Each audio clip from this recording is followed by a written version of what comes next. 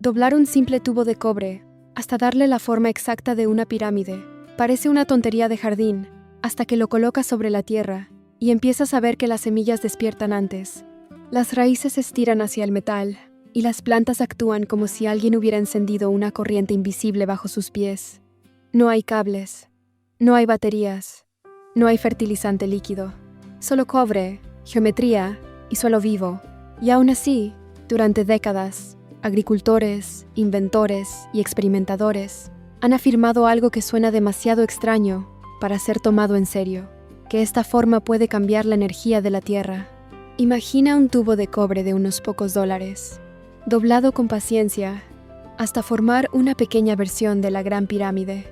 Lo colocas sobre un bancal, no lo conectas a nada, no le pones un enchufe, no le añades ningún aparato, simplemente lo orientas correctamente, lo dejas sobre la tierra y esperas. A los pocos días, según quienes practican la electrocultura, el suelo que queda debajo parece volverse más activo. Las raíces exploran con más fuerza, las semillas germinan con más velocidad. Las plantas jóvenes parecen más firmes, más verdes, más resistentes. Un agrónomo llegó a reportar que las patatas tratadas bajo esta forma produjeron el doble que las plantas de control. Un agricultor canadiense aseguró haber obtenido una cantidad de alimento por metro cuadrado tan alta dentro de un invernadero piramidal que parecía imposible compararlo con un espacio de cultivo normal. La forma es una pirámide. El ángulo se acerca a los 51 grados. El material es cobre. Y la razón por la que casi nadie habla de esto en los libros modernos de jardinería, en las clases de agricultura o en las recomendaciones oficiales es incómodamente sencilla. No se compra cada temporada. No se agota en una bolsa. No necesita una suscripción, una marca registrada, ni una fórmula secreta. Se instala una vez y, si funciona como dicen sus defensores, sigue trabajando en silencio. Este es el secreto del suelo eléctrico. Cuando la geometría adecuada se encuentra con el metal adecuado, sobre una tierra viva, puede formarse un sistema pasivo que capta carga atmosférica desde arriba, aprovecha la actividad biológica desde abajo y crea un entorno donde las plantas reciben estímulos desde varias direcciones al mismo tiempo. No se trata de magia en el sentido infantil de la palabra. Se trata de una pregunta mucho más seria. ¿Puede la forma de un objeto alterar el comportamiento de la energía que ya existe a nuestro alrededor? La historia no empieza con una pirámide de jardín. Empieza con una hoja de afeitar. En 1949, un ingeniero de radio checoslovaco llamado Karel Derval presentó una solicitud de patente en Praga. Su invento era pequeño, barato y tan extraño que los examinadores no supieron qué hacer con él. Era un modelo de cartón, con la forma de la Gran Pirámide de Keops. Su propósito declarado era mantener el filo de las hojas de afeitar sin electricidad, sin afilado mecánico, sin sustancias químicas y sin ningún tratamiento visible. La hoja se colocaba dentro de la pirámide, sobre una pequeña plataforma, a una altura aproximada de 1/3 desde la base. La pirámide debía orientarse con sus lados hacia los puntos cardinales. Al principio, la oficina de patentes lo rechazó. Aquello parecía demasiado absurdo. ¿Cómo iba a conservarse una hoja simplemente por estar dentro de una forma geométrica? Pero Derval no se rindió. Durante años insistió en que la pirámide no era un amuleto, sino una estructura capaz de interactuar con campos electromagnéticos naturales. Su explicación era que la forma concentraba o reorganizaba líneas del campo terrestre, creando un microambiente que afectaba la estructura cristalina del borde metálico de la hoja. La teoría sonaba extravagante. Los resultados, según el expediente, fueron más difíciles de ignorar. Uno de los examinadores, con conocimientos de metalurgia, se llevó un prototipo y lo probó durante años. El dato más citado de aquella historia habla de 16 hojas de afeitar, que llegaron a completar 1,778 afeitados en total, con un promedio de más de 100 usos por hoja. Una hoja común, sin el dispositivo, duraba apenas unos pocos afeitados. En 1959, la República Checoslovaca concedió la patente número 90 y 1304. El detalle que cambia toda la historia es que Derval no presentó la pirámide como un objeto místico. En la patente, se sugiere que otras formas geométricas también podrían producir efectos de regeneración o conservación. Es decir, Su afirmación no era que una pirámide tuviera poderes sobrenaturales, sino que ciertas proporciones geométricas podían interactuar con campos físicos de una manera medible. Para él, la pirámide era simplemente la forma más eficaz que había probado. Y ahí aparece el número que vuelve a repetirse una y otra vez. El ángulo cercano a 51 grados y 52 minutos, el ángulo de la Gran Pirámide de Giza. Ese ángulo no es un capricho visual. Cuando una pirámide de 4 lados se construye con esa pendiente, surgen relaciones matemáticas sorprendentes. El perímetro de la base, dividido por el doble de la altura, se aproxima a pi. La altura inclinada de cada cara, dividida por la mitad de la base, se aproxima a phi. La proporción áurea. En una sola estructura aparecen dos de las constantes más famosas de la matemática. Puede discutirse si los constructores antiguos conocían esos valores de forma consciente o si llegaron a ellos por observación, práctica y proporción. Pero el resultado sigue siendo inquietante. Una forma simple contiene relaciones que también aparecen en la naturaleza. La proporción áurea se encuentra en patrones de crecimiento, en espirales, en la disposición de semillas, en ramas, conchas y estructuras biológicas. Por eso, cuando alguien construye una pirámide de cobre con ese ángulo, no está eligiendo una forma al azar. Está usando una geometría que parece hablar el mismo idioma que muchos sistemas vivos. Pero Durval trabajaba con cartón. ¿Qué ocurre cuando esa misma geometría se construye con uno de los metales más conductores del planeta? ¿Qué ocurre cuando la pirámide ya no es solo un espacio hueco, sino una antena de cobre colocada sobre tierra húmeda, minerales, raíces, hongos y miles de millones de microorganismos eléctricamente activos?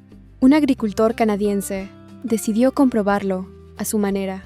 A comienzos de la década de 1970, Les Brown construyó una pirámide de madera en su granja de Canadá. No era un adorno pequeño para una maceta. Era una estructura grande, con una base de unos 16 pies por lado y una altura cercana a los 11 pies, construida para imitar el ángulo de la Gran Pirámide. Cubrió varias caras con paneles transparentes y la utilizó como invernadero. Luego, empezó a cultivar dentro. Los resultados que describió fueron tan llamativos que muchos los descartaron de inmediato. Según Brown, los pepinos crecían varios centímetros en una sola noche. Las tomateras producían con una fuerza que no había visto en años de cultivo. Calculó que su invernadero piramidal podía producir muchas veces más alimento por unidad de superficie que un espacio convencional. Pero no hablaba solo de cantidad, también hablaba de calidad. Plantas más vigorosas, menos daño de insectos, frutos con mejor sabor y una apariencia más sana. Brown también hizo algo muy simple. Colocó agua dentro de la pirámide durante varios días y después la usó para regar plantas fuera de la estructura. Afirmó que esa agua tratada por la pirámide favorecía un crecimiento más fuerte que el agua tomada de la misma fuente, pero no expuesta. También observó que ciertos alimentos colocados dentro de la pirámide no se pudrían de la forma habitual. Se deshidrataban. La fruta se conservaba más tiempo. La carne se secaba en lugar de corromperse rápidamente. La leche tardaba más en agriarse. Esa misma idea ya había aparecido antes en relatos vinculados a la Gran Pirámide, donde algunos visitantes afirmaban que pequeños animales muertos se momificaban en vez de descomponerse. La explicación popular era misteriosa, pero la pregunta científica sería más concreta. ¿Existe algún cambio en la actividad microbiana, en la humedad, en la ionización del aire o en la dinámica electromagnética dentro de una forma con esas proporciones? Brown publicó sus experiencias y compartió dimensiones de construcción. Quería que otros experimentaran, pero hizo una observación que lo asustó. En una de sus pirámides grandes, intentó conectar el vértice superior con el suelo directamente debajo, usando lana de oveja entre dos puntos de cobre. Según su relato, recibió una descarga tan fuerte que salió despedido. Creyó que, si hubiera usado un cable metálico en lugar de lana, el accidente habría podido matarlo. Después de eso, dejó de experimentar con descargas y se limitó a cultivar. La implicación, sin embargo, quedó flotando. La pirámide no solo parecía conservar alimentos o estimular plantas, parecía concentrar energía, y cuando esa energía encontraba un camino hacia tierra, se movía. Más tarde, en la antigua esfera soviética, Alexander Golod construyó pirámides enormes de fibra de vidrio en Rusia y Ucrania. Sus estructuras no usaban metal, precisamente para evitar interferencias, y estaban basadas en relaciones geométricas que él asociaba con la sección áurea. Llegó a levantar decenas de pirámides, algunas de gran tamaño. En torno a ellas se hicieron afirmaciones sobre semillas, virus, bacterias, cristales, medicamentos y hasta columnas de energía detectadas por radar. Aquí conviene ser honesto. Las investigaciones de Golod han sido muy criticadas. Muchos de sus resultados no fueron confirmados por revistas científicas occidentales, revisadas por pares. Algunos estudios carecían de controles rigurosos. Parte de la comunidad científica considera que esas afirmaciones no cumplen los estándares necesarios para aceptarlas como prueba. Y esa advertencia importa, porque una cosa es experimentar en el jardín y otra muy distinta es afirmar que existe una ley física establecida. Pero también sería demasiado fácil tirar toda la pregunta a la basura, porque no fue un caso aislado. Hubo instituciones, técnicos, agricultores y experimentadores, independientes, observando efectos similares. Semillas que germinan mejor después de pasar tiempo dentro de una pirámide. Agua que cambia sus propiedades, plantas que responden al cobre y suelos que parecen comportarse de otra manera cuando se combinan geometría, metales y materia orgánica viva. Incluso se han publicado estudios que examinaron modelos piramidales y reportaron cambios en crecimiento de semillas, pH del agua o velocidad de ciertas reacciones químicas. Eso no prueba todas las afirmaciones más espectaculares, pero mantiene viva la pregunta central. Si una forma sin motor, sin batería y sin cables puede alterar mínimamente el entorno físico interno, ¿qué ocurre cuando la colocamos sobre un sistema biológico tan sensible como el suelo? Y aquí entra Yannick Van Doorn, un agrónomo belga vinculado a la agricultura y la biotecnología que lleva años enseñando técnicas de electrocultura. Entre sus métodos, las pirámides de cobre ocupan un lugar importante. En uno de sus experimentos más citados, colocó patatas de siembra bajo una pirámide de cobre durante un par de días antes de plantarlas. Después, las comparó con patatas no tratadas, del mismo lote, cultivadas en condiciones semejantes. Según sus resultados, las plantas tratadas duplicaron el crecimiento y el rendimiento. Quienes practican esta técnica en huertos pequeños hablan de plántulas que crecen más rápido, tomates más fuertes, calabacines más productivos, hierbas más aromáticas y hojas con menor daño de insectos. No todos obtienen los mismos resultados. No todos miden con precisión, pero el patrón se repite lo suficiente como para que muchos jardineros curiosos decidan probarlo por sí mismos. La explicación práctica gira en torno al cobre. El cobre es uno de los mejores conductores eléctricos conocidos. Es la base de cables, bobinas, transformadores, antenas y motores. Cuando se le da una forma tridimensional determinada, puede comportarse como una estructura receptora y redistribuidora de campos electromagnéticos.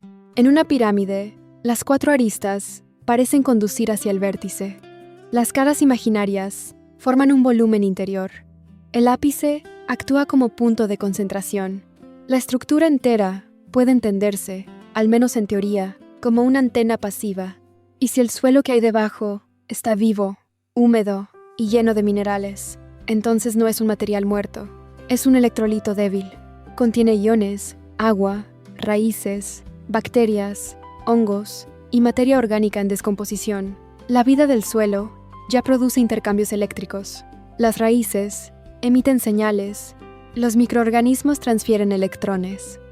Los minerales se disuelven, se unen y se liberan. La pirámide de cobre no tendría que crear energía de la nada. Bastaría con que modificara la distribución de la energía que ya circula en el sistema. Por eso la frase, energía infinita, debe entenderse con cuidado.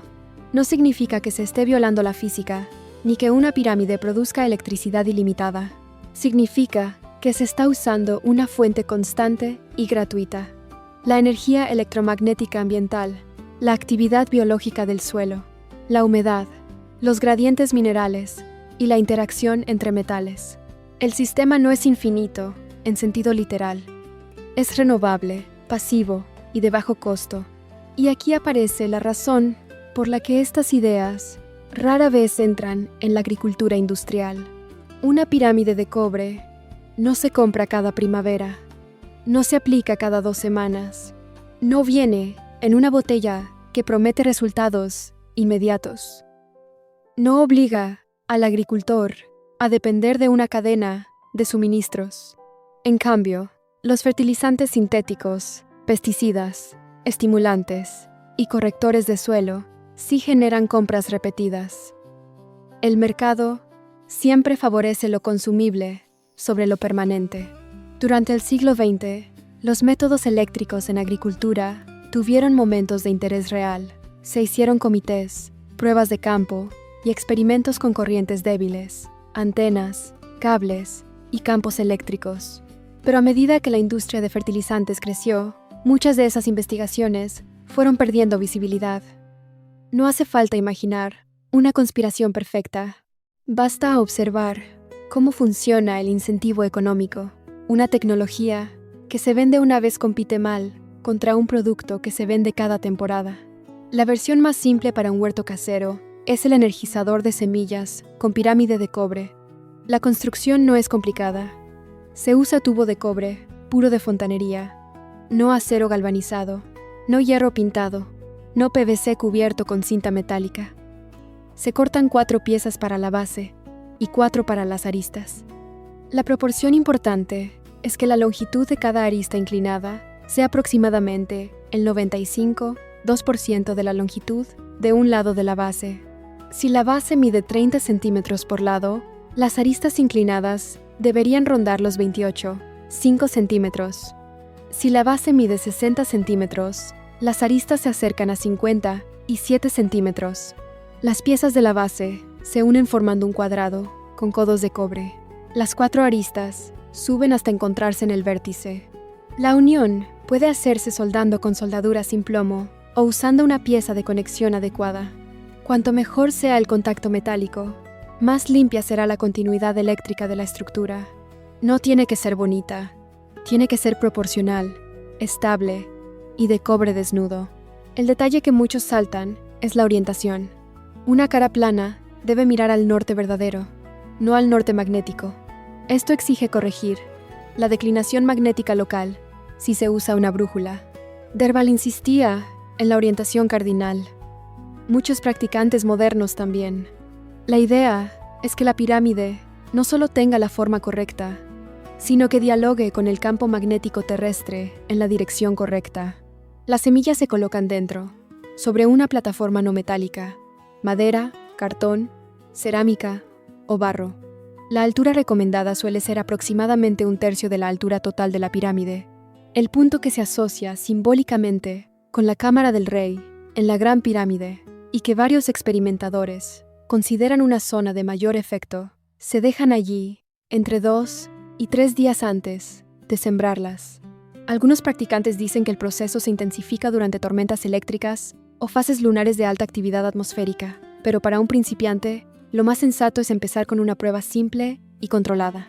También puede colocarse agua dentro de la pirámide durante 48 horas y usarla después para regar una bandeja de semillas, mientras otra bandeja idéntica se riega con agua no tratada. Esa comparación es mucho más útil que la fe. 2 bandejas, la misma semilla, el mismo sustrato, la misma luz, la misma temperatura. La única diferencia debe ser el paso por la pirámide. Si se quiere saber la verdad, hay que darle a la observación una oportunidad justa. La segunda aplicación consiste en ampliar la pirámide hasta cubrir un bancal completo. Para un bancal cuadrado o una cama de cultivo de tamaño reducido, se construye una base de cobre alrededor del área y se elevan las 4 aristas hasta el vértice. No hace falta cubrir los lados con plástico ni vidrio. La estructura abierta Si mantiene el ángulo y la orientación, es la parte que interesa. Muchos jardineros la usan al comienzo de la temporada, cuando las plántulas son más sensibles. Hay 2 advertencias importantes. La primera es no mezclar hierro o acero en las uniones. En la tradición de la electrocultura, se considera que el hierro interfiere de manera negativa con ciertos efectos del cobre en el suelo. Aunque esta afirmación puede debatirse, si se está probando la técnica, conviene no introducir variables innecesarias. Usa cobre, latón o bronce. La segunda advertencia es no cubrir el cobre con pintura, barniz o lacas. El metal debe estar expuesto al aire. La pátina verde que aparece con el tiempo no es un problema. De hecho, protege el cobre de una corrosión más profunda. La tercera aplicación es la más avanzada y la más interesante. Combinar la pirámide de cobre con un bancal vivo construido como si fuera una batería biológica. Esta versión no depende solo de la forma sobre la Tierra. Crea varias capas de energía bajo la Tierra. Todo empieza con una zanja profunda de unos 60 centímetros. En el fondo, se colocan troncos y ramas grandes de madera, sin tratar, roble, arce, abedul, aliso, manzano o cerezo pueden servir. La madera ideal ya está empezando a ablandarse, porque así absorbe agua y se integra más rápido. No se debe usar madera tratada a presión, pintada, barnizada o manchada con productos químicos. Tampoco conviene usar nogal negro, porque libera juglona, una sustancia que perjudica muchas plantas. Cedro y secuoya se descomponen tan lentamente que pueden retrasar demasiado el proceso. Entre los troncos se rellenan huecos con ramas pequeñas, palos y astillas. Encima se añade una capa rica en nitrógeno, hojas verdes, recortes de césped, restos vegetales de cocina o compost joven. Esa capa de madera se convierte con el tiempo en una reserva de agua, una fuente de calor suave y un hábitat para microorganismos. Un tronco enterrado puede retener varias veces su peso en humedad. Durante periodos secos, esa humedad vuelve gradualmente al suelo. Mientras se descompone, la actividad microbiana libera calor y también participa en transferencias de electrones. Sobre la madera se coloca una zona de carbón vegetal, o biochar. Aquí hay que ser cuidadoso.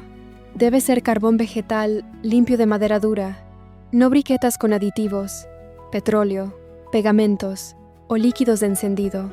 El carbón se tritura hasta un tamaño parecido a grava, con piezas pequeñas pero no polvo excesivo. Y antes de enterrarlo, hay un paso imprescindible: cargarlo.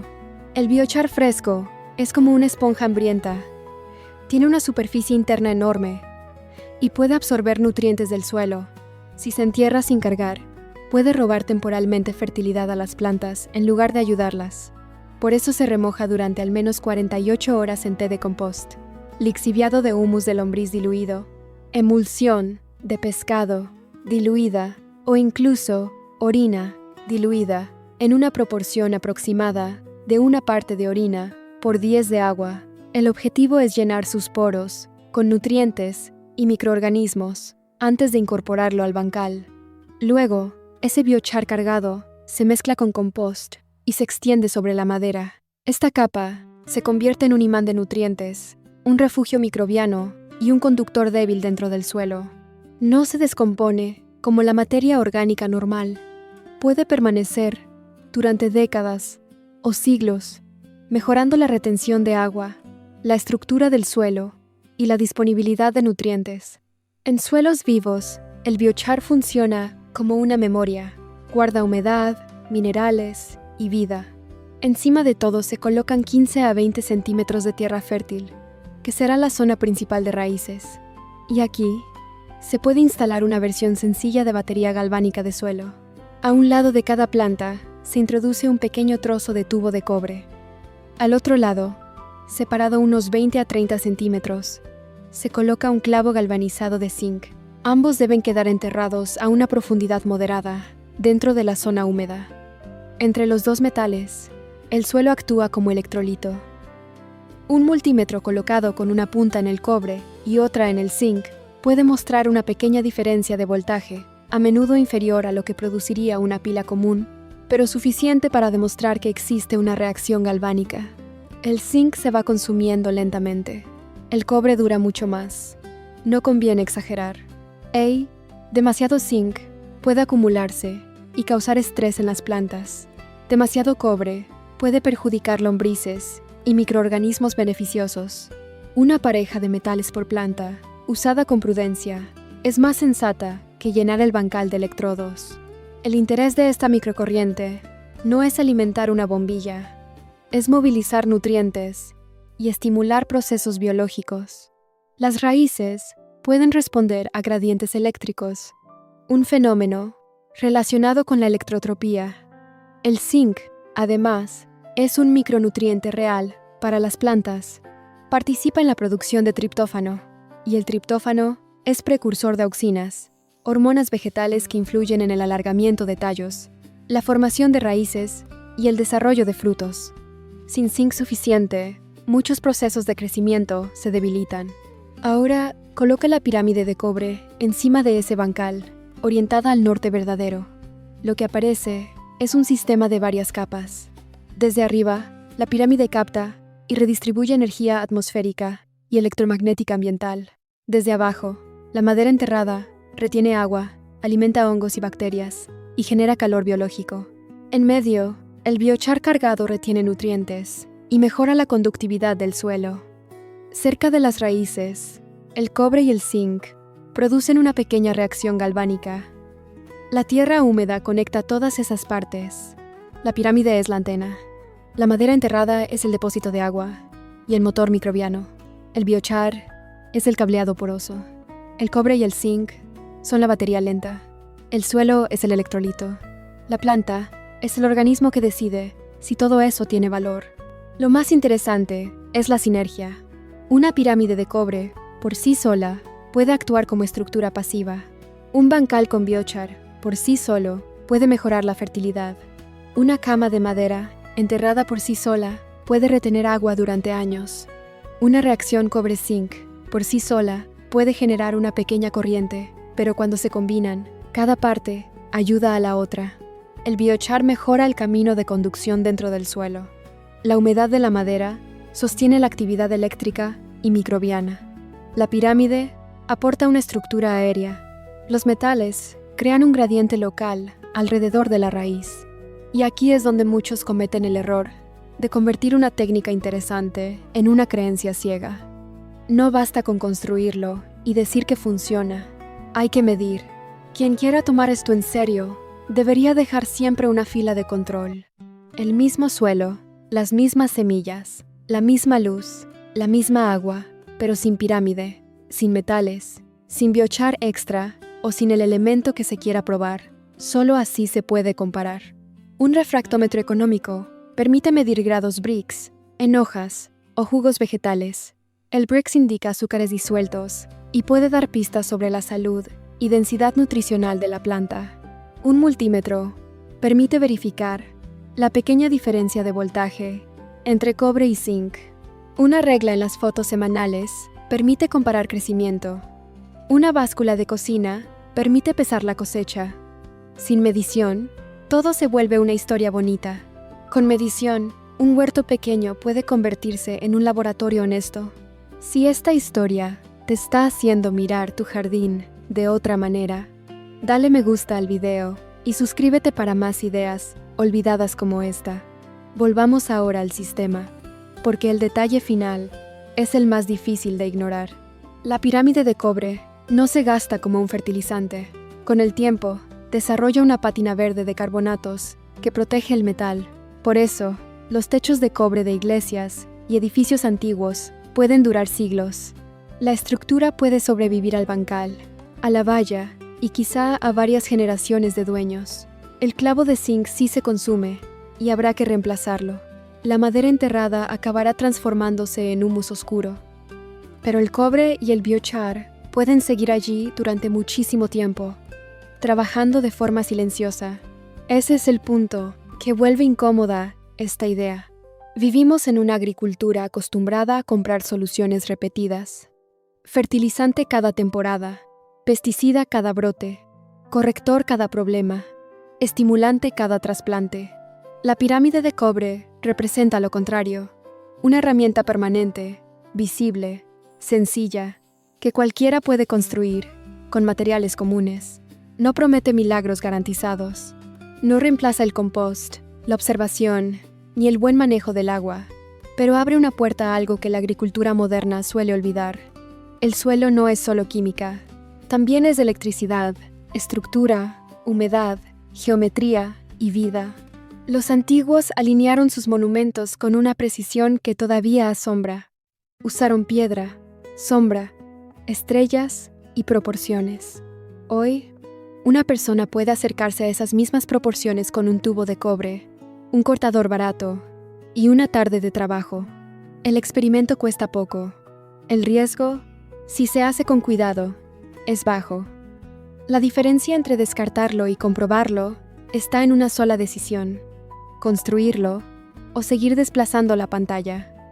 La industria global de fertilizantes mueve enormes cantidades de dinero. La de pesticidas también. Ambas dependen de que la compra se repita. Un tubo de cobre, un poco de biochar cargado, madera enterrada y un clavo galvanizado no se parecen a un producto industrial perfecto. Se parecen más a una vieja conversación entre el cielo, la tierra y la planta. Una conversación que quizá nunca desapareció, solo fue enterrada bajo bolsas brillantes, etiquetas técnicas y la idea moderna de que todo lo que funciona debe venir de una fábrica. Cada tecnología olvidada del suelo parece regresar tarde o temprano. La tierra aprieta, el compost profundo, las baterías de tierra, la electrocultura, los minerales naturales, los sistemas sin labranza. Regresan porque la física no caduca y porque la tierra responde aunque las modas cambien. La prueba está en la geometría. El examen está en el jardín. Si un simple tubo de cobre de bajo costo puede cambiar, aunque sea una parte del comportamiento de tus semillas, vale la pena investigarlo. Si no funciona, habrás aprendido algo con tus propias manos. Si funciona, aunque sea un poco, habrás encontrado una herramienta que no pide permiso, no se agota en una botella y no depende de nadie más que de tu curiosidad. La ciencia olvidada no vuelve cuando alguien la menciona, vuelve cuando alguien la planta.